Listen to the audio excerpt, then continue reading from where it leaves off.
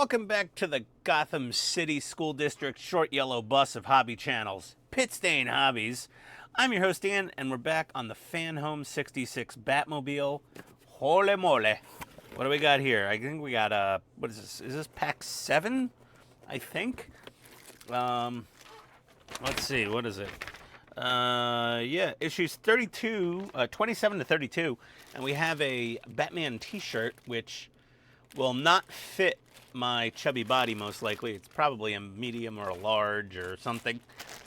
And you wash it once, and it turns into a handkerchief. So let's see here. Got a little indigestion from dinner. Got some heavy metal bits. There's 29. There's 30. Metal. That's plastic. 31, 32. More metal. Little leaf springs metal.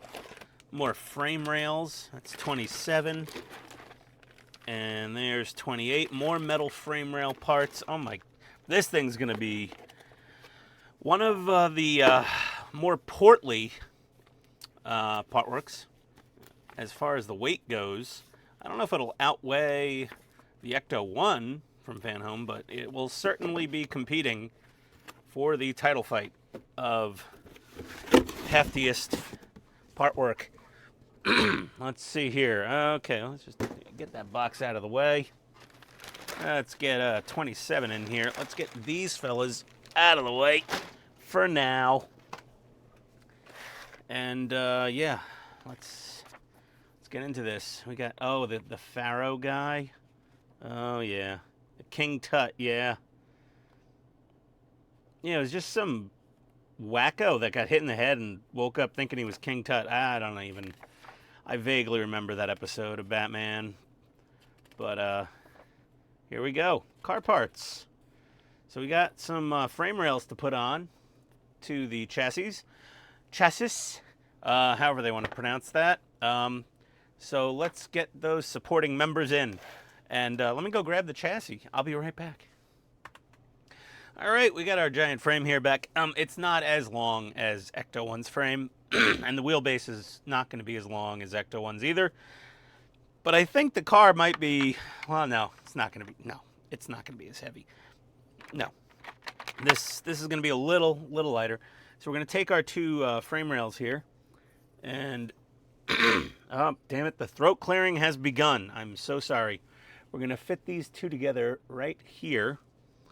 And we got to get two CM screws in there. And I'll get those in and be right back. Don't forget to lube your screws. Don't forget to put the schmoo on your shafts. All right? Be right back. Alrighty. So now that those are on, we got to get this underneath these two tabs here. And two more CM screws. 1 second, please. Holy cross members, Batman. Stage 28. More frame parts. Let's see here. Who built the Batmobile for the original series? Not George Barris. I mean, not in real life. You know, who built it in the show? Honestly, I'm asking. I would kind of assume it would have been, you know, like Bruce Wayne and Alfred, but it's like they can't really hire contractors. It's like, what are you building? You know, it looks like it's got Batman logos all over it, and it's got all sorts of secret special weaponry. I'm pretty sure they would figure it out. The jig would be up, as they say. Let's see what we got here. We got a couple frame parts and a whole bunch more CM screws. So we got this this big thing here. Let's just turn them over, and that's the easy way out. Okay. All right, so this fella is going to go just right in there, I suppose. Something like that. You're going to have to do a little bit of squeezy. Diecast parts always need a tiny bit of massaging to fit perfectly. Because there's always a little bit of warpage. Not so much that they don't fit at all. Just you have to sometimes, you know, give them a little nudge together. That's all. Okay, we got 3 CM screws here, and here. I'll be back in 1 bat second. Oh, jeez, Ian. Oh, corny. Every time you install a crossmember, an angel gets its wings. No, this isn't whatever that Christmas movie is. So we've got this fella right here. It's going to go right across these two here. And you may need to give them a tiny squeeze, potentially. Just the nature of, like I said, how the parts are made. But this actually fits pretty well. This thing pulled everything into line pretty good, but that's why they put cross members on chassis in real life, is to make sure the chassis is properly aligned everywhere. And there we go. Screwing in screws live on camera. Look at that. Okay. So that's it for 28. Let's go grab 29. This is going kind of quick. It's like, do I need to talk more? Or should I just shut up? Yes, I don't know who comes for what. Okay, we got more crossmember. Of course we do. Okay, let's see. It's all nice metal parts though, so it's like it's fun seeing the whole frame come together underneath. And what do we got in here? Oh, more of this plastic clamshell. This stuff just gives me the heebie-jeebies, as they would say. Wonder if Robin ever said that. The Bookmobile. Yeah, I've seen a bunch of the original episodes, and I can't remember every single one. I've probably seen most of the original series. So we got 2 shock absorber mounts. And we got the shock absorber mounts and some upper shock bodies, it looks like. And yeah, okay. So we gotta screw those onto this. Let's take a quick look-see at that. Upside down they go. These are both identical, so it doesn't matter which ones go where. And there's no orientation, so we're gonna put these right onto these studs, like so. And we're going to put them in with a couple of EM screws right here.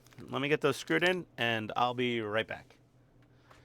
Okay, so we got these bolts screwed down, and you just want them to move a little bit. You don't want them to be super floppy, but I don't think you want them to be rigidly mounted in any way, shape, or form. Now we're going to take this with the hump up and the shock bodies down, and we're going to put them right on these two areas here. It fits very nicely. The throat clearing is strong with this one. Oh yeah, there we go.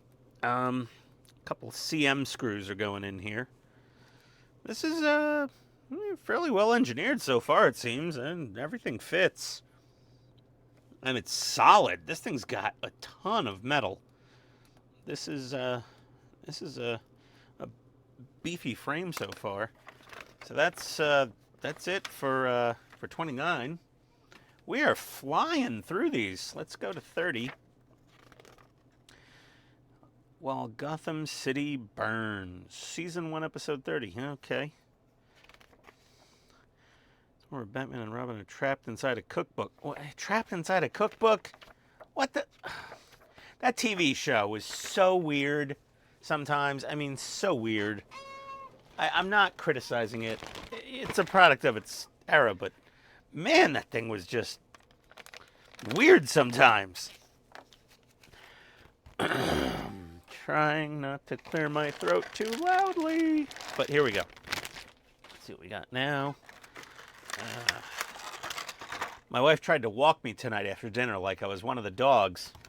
And just like one of the dogs, 10 minutes into a walk, they got to go. I unfortunately could not do that out on the sidewalk, so I had to run back home double time. Not that anyone really needed to know that, but yes, it was quite uncomfortable. You've never seen me walk so fast. You wouldn't know it. I'm a speed walker. Let's see here. All right. A little slip yoke and a spider joint, and okay. Got to get a couple of AP screws to assemble these 2 bits together. So that should be fun.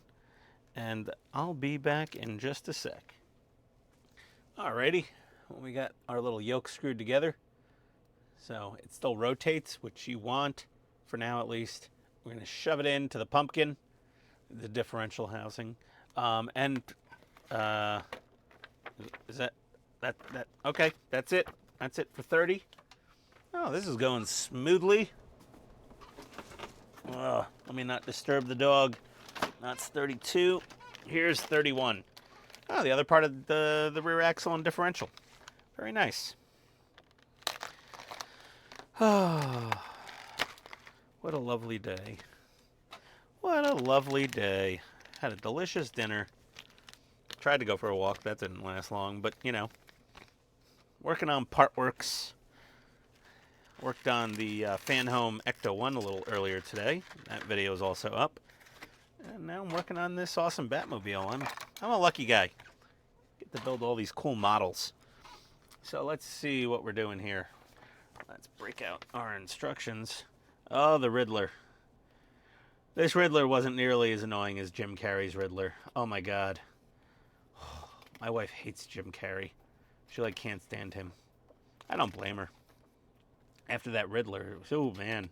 Okay, so we got some AP and AM screws, and let's see here now. Okay, we're gonna take this tubey doobie and put it on the bottom of the differential. Right, yeah. And then get 2 AM screws in there. So there we go. That'll complete the diff tube. Oh, I'm hiccuping now. Okay, I'll be right back. Okay, so the tubes are screwed together. And now what we got to do is take this with these facing down. And we're going to take this way and mate those. Nope, right there.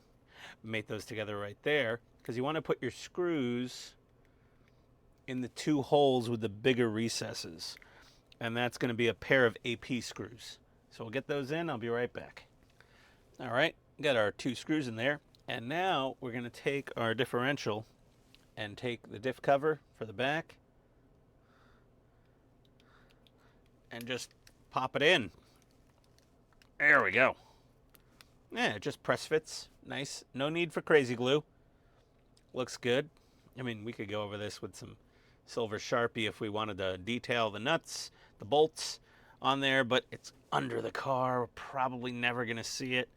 I'm sure Todd would totally paint those silver. Oh, dear God. Oh, Rocket the Bulldog is sleeping behind my workbench chair here, and yeah, he just sent up the bat signal. Oh, and it smells like the Gotham City dump or the sewage treatment plant. On to issue 30, stage 32, and we've got parts, and we've got a leaf spring now. That's exciting. We're gonna have the whole rear suspension. I think probably mostly done by the next shipment. This is the latest one I have. I think this is like shipment 7 or something. This car's going together like a breeze. No fighting with it. No spitting and cursing. We're just going to dump everything out. There we go. Oh, we got a little shock absorber thing there. And a little leaf spring mounting plate. Come on, focus. There we go. And this big, beefy metal leaf spring. Man, is that individual? Oh, it is. That's individual strips of metal in there. Wow. Yeah. It's a springy leaf spring. What do you know? Very stiff. That's pretty common. Some more Riddler Gotham Lumberyard. There you go. Everything was Gotham. There we go. That's kind of a creepy. You know, when he did the whole cat eyes disco dancing thing, I just sort of tuned out. We have actual U-bolts. Holy crap! How awesome are those? That's so cool. It's like a legit real leaf spring suspension. That's pretty damn sweet. All right. So we're going to take the rear axle with the nubs, these nubs facing up, and we're going to, is there a front or a back to this leaf spring? Or is it symmetrical? It's not symmetrical. Oh boy. It's not symmetrical. Yeah, there's a longer part. So this is a longer exposure of that leaf, and that's a shorter one. So now I got to figure out which way it goes. And that's just an alarm for something. I think the longer end, let's see. The longer side of the leaf spring facing away from the rear axle housing. Away. I think you should type to the rear of the rear axle housing. But yes, the longer end is at the back of the axle. So what we're going to do is hold this way and put this way with the longer end facing back. And that's what we're going to do. And then we're going to take this left plate. Oh, wait a second. Now we've got the axle facing this way. Oh, boy. Okay, longer end that way. Here's the nose, of the differential, the pumpkin, or whatever you want to call it. And then this little fella has to go on here. Just like that. So in this orientation, it goes down here, and we're going to screw that in with an EM screw. Give me a second, I'll be right back. All right, so here we go. I don't have that bolted down super tight because I want everything to have a little movement still. We're going to take our U-bolts and we're going to put them around the axle and through the little plate. Come on, man. Come on, man. Get in there. There we go. Okay. So we got that. I'm going to start the little U-bolt nuts by hand. Where'd it go? Man, they're tiny. There's some tiny, these are some small fasteners.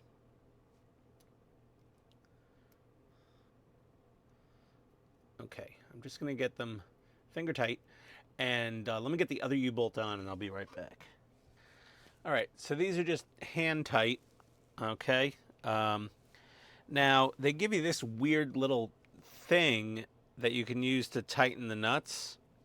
But basically, it's just a nut driver. I happen to have a 4mm Viha nut driver as part of my master set of nut drivers here. And they come in handy. And what you want to do is tighten the front and the back and the front and the back and go back and forth and tighten them like a turn at a time each. You just want them to be, evenly tensioned with the same approximate amount of threads coming through the nut. Once you do that, that straightens out the leaf springs on its own a bit, and then we can give that final center screw a tiny bit of a tightening. And then, let's see, 32, where were we? And then we're going to put that little shock shaft on to the leaf spring perch right there with an EM screw. So let me get that in place and we'll be right back. Okay, and there we go. So again, you want this to move freely but not sloppy. We've got all our little nuts down there. Oh, these This is the nicest leaf spring rear axle I've ever built on a partwork. All the leaves are individual slivers of metal. It uses real U-bolts with nuts. It's a proper rear axle, like a proper solid rear axle with leaf spring. It is, or a live axle, if you want to say. And at some point, it will go underneath the car, somewhere in this vicinity. Probably right about there. There's probably gonna be a cross member, and then this little shock shaft will fit into that, and it'll be floating around right here. So yeah, that's really fun. I can't believe I'm already done with all the parts. Man, it was six stages, and it went so fast. And you know what? Sometimes when I was working on like the engine, it felt like it was taking a long time, and then it is a nice pressure relief. It's a nice, little pressure relief valve when you're building one of these partworks. Sometimes you have a bunch of fiddly stages all in a row, and it's nice to sometimes get simple. Some people complain, oh, well, it wasn't enough work. I waited a month, and I love it. I love the complex stages, and I love the simple stages just as much, because we've got the entirety of the main lower frame completed. We've got the rear axle mostly completed with its leaf springs, and I'm sure in the next shipment we'll have the other leaf spring and shock, and we'll probably have so there are leaf spring hangers in the front and shackles in the back. That's how leaf spring suspension generally works. General design is a hanger in the front and a shackle in the back, and the shackle is articulated swingy thing, little swingy bracket, and the front is a hanger, which is a rigid mount. The front of the leaf of the leaf spring is rigidly mounted to the frame. I mean, it can rotate, and the back, when the leaf spring compresses, there's a shackle that'll swing in and out to allow the leaf spring to expand as it compresses, because it gets longer as you squeeze it down. But there, yeah, a little suspension geometry learning for everyone. If you didn't know how a leaf spring suspension was designed, that's it. Horse and buggy, so to speak. Very Amish, but tried and true and tested. Still in use today on many vehicles, and yeah, pretty badass. I like this model a lot. This thing's great. Well, thanks for coming. We'll see you next time. Same bat time, same bat channel. Randomly, whenever I get my pack of parts. They've been coming pretty regularly. Global shipping's a little screwy right now, but things are still coming. Don't you worry. We'll be back with more Batmobile. Stay tuned, everybody. Adios.